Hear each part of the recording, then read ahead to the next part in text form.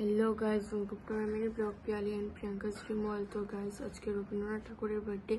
তো গাইস আমি সকাল থেকে টাইম পেয়েছি না, এখন করে তোমাদের সঙ্গে শেয়ার করব। তো গাইস চলো স্টার্ট করা যাক। গাইস স্টার্ট করেছি না, এখন করে নিই স্টার্ট। তোমরা সাথে থাকো, সাথে থেকে দেখো কিরকম হচ্ছে কিরকম না। তো গাইস স্টার্ট করি।